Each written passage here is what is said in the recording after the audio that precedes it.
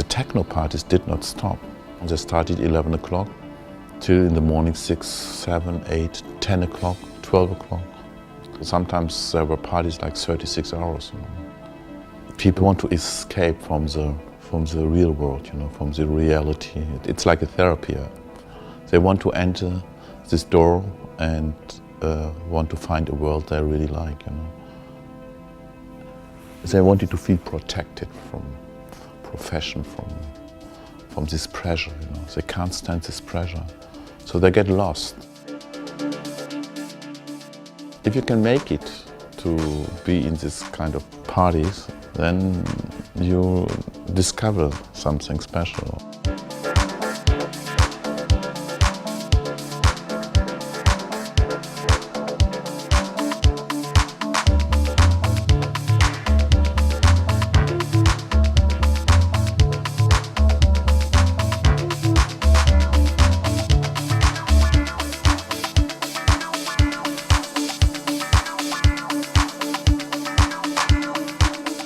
If you leave the club, you close the door, and the only thing that stays is it was somehow great.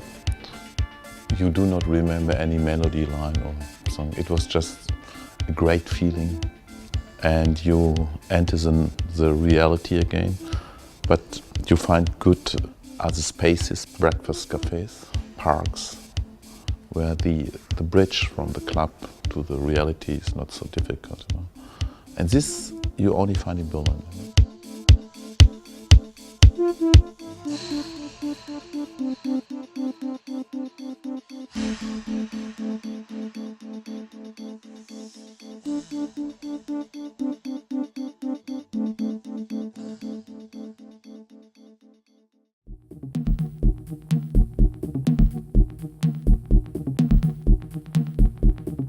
Changes always happened in Berlin's history, especially after the Second World War. There was this law that you don't have to go to this military service when you're living in West Berlin. So if you were clever, then you finished school in West Germany and just left your hometown and went to West Berlin. So Berlin became in the 80s and very, very political and very alternative. We had the extremely strong gay scene and a very creative underground scene here that was not based on people that was born in Berlin. It was a kind of artistic freedom situation in Berlin. Everything was possible. And when the wall came down, the atmosphere was burning.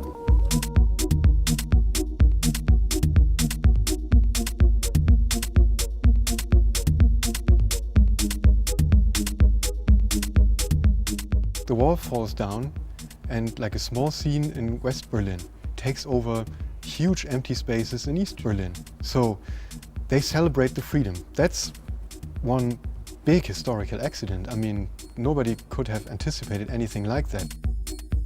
The wall coming down, East Berlin being totally unexplored, people going into houses, making warehouse parties, lower living costs. Only in this environment you can actually have a club culture and a music culture like this growing. This is basically what made it all possible. In the first 3 years there were no control by authorities, so we could do what we wanted to do.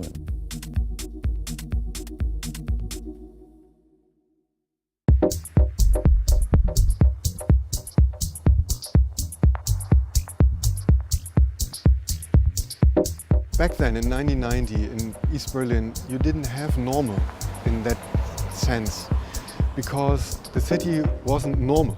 Squatters like us, on the one hand we represented freedom, on the other hand we were also scary and unusual. I mean, there hadn't been no squatters in East Germany. I mean, it was an unusual sight and an unusual attitude to just move into a house and say that's our house.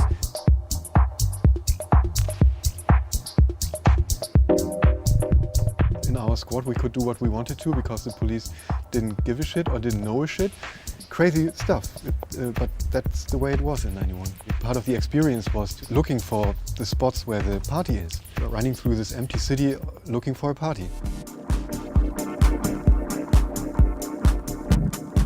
Everything was about sharing, It was a very friendly atmosphere and relations between the people, It didn't matter if you come from East Berlin or West Berlin. The music really did play an important role for this reunion, and it was really wild.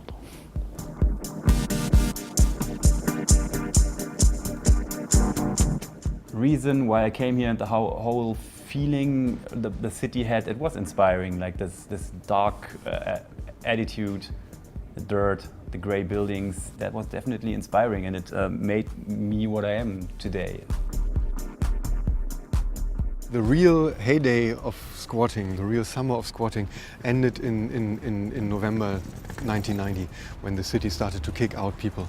But the attitude of squatting remained. I mean, the whole history of techno in Berlin in the 90s is unthinkable without this attitude that people learned in the summer of 1990.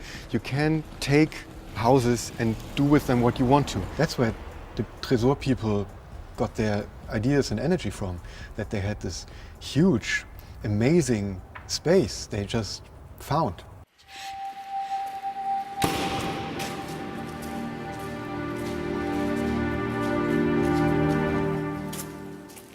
We found this old vault, the Tresor Club, in the heart of the city. We discovered it like in '91. We came in and it was untouched over nearly 45 years. And we discovered it. It was like opening a pyramid. It was a big adventure. And I felt it immediately. It was dedicated for something special. We could transform this space and it became a symbol, for the reunion of kids from East and West Berlin, It was a perfect space for this new adventure, called techno.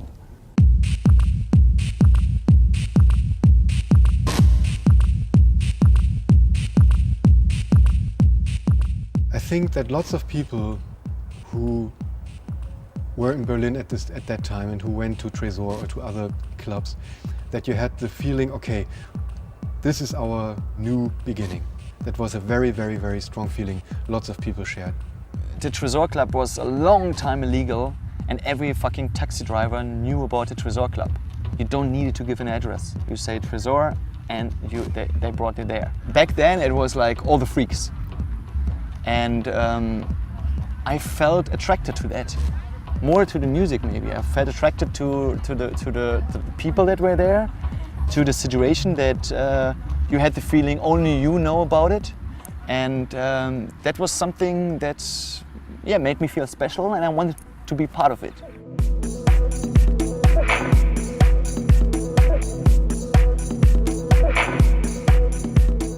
I think the idea of escaping from where you have been, getting rid of the old heavy feelings, is, that was like the mood a lot of people had.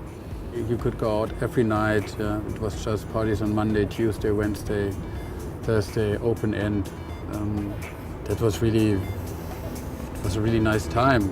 You have like girls, guys, gays, all dancing together.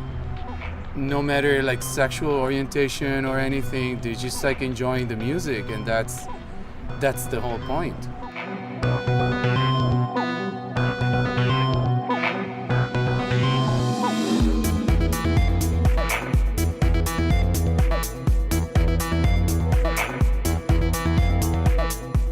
I don't really know when this 90s German adventure changed into this Berlin that we have right now, which is like an international kind of hotspot. But I remember the moment I realized it. And that was 2004, and I was standing in the line of a club. I realized, wow, all these people around me speak different languages. Nobody speaks German. In the early days, I think we had only 20% tourists, and the rest came from Germany, or mainly from Berlin. Today we have 60 up to 70, 80% tourists and foreigners.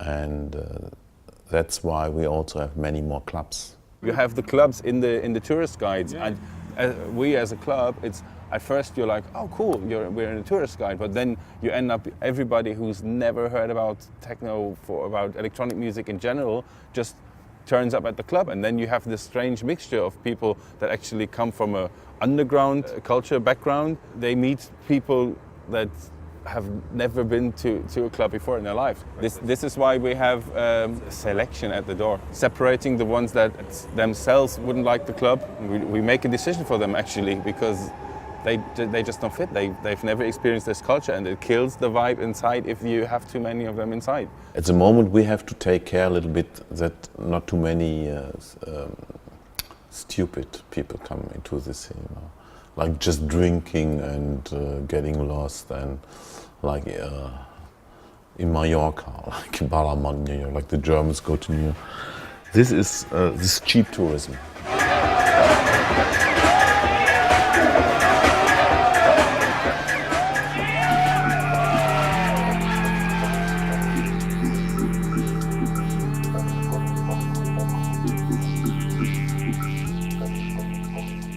Today I think the club scene is more like an industry. It works like an industry.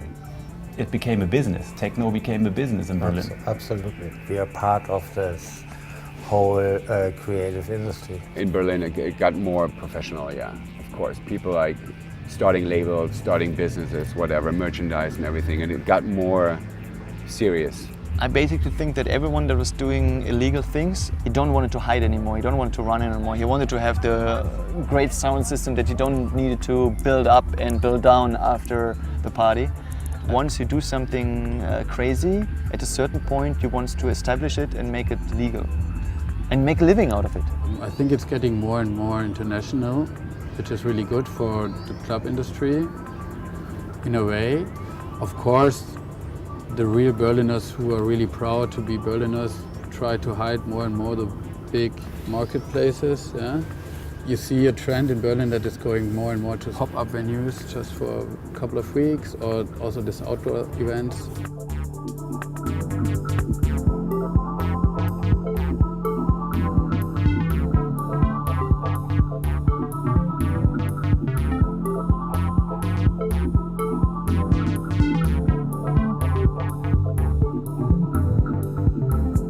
Now the government becomes interested in club life. They say to protect it, they want to promote it, to push it a little, they want to promote it internationally. You can get support from the government. They try to get tourists and especially investors to town, because there's so much creativity going on, to actually sell the city. But in the end, this is my true belief, it's only meant to pull investors, to pull the big money to town. And when the big money comes, as we already said, club scene is the first thing that has to leave.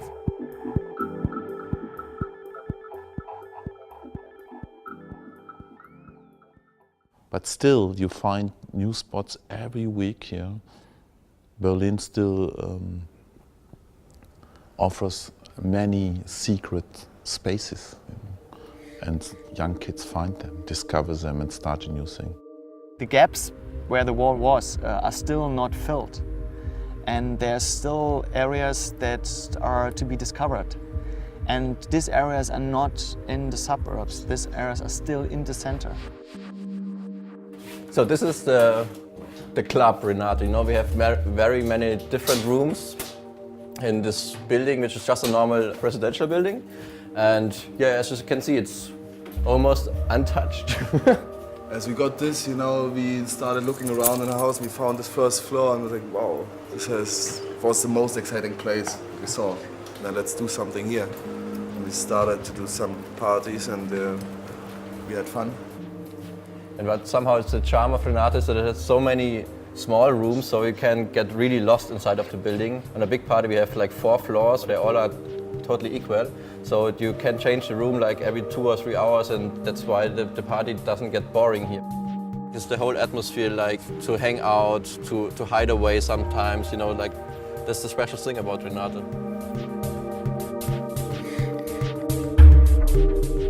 Ooh, welcome to the dungeon.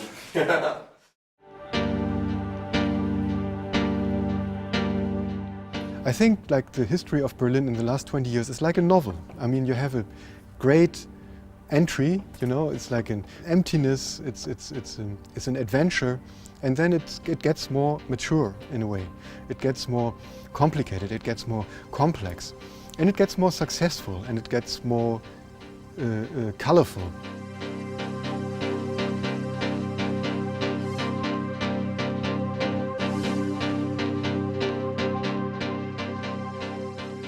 Sometimes if something is established, it starts to suck, and this is not what happened here. All the established nightclubs that are legal are owned by people that started illegal parties and became legal, which means the owners of the clubs, they really know what it's about.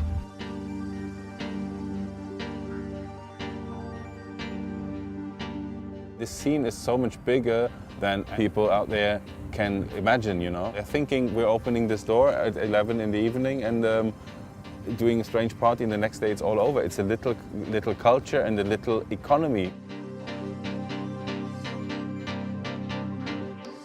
It's not common for German cities to be that attractive for the rest of the world. It's a very, very new situation for a German city to be like the hotspot. When I walk through the streets in Berlin, still up to now, I have the feeling I'm on the pulse of the present. You know, it's happening here. Berlin will also stay very amazing for the next 20 years. I'm here now 30 years, or longer 30 years. And I still think it's every day. It's a new life, it's a new adventure.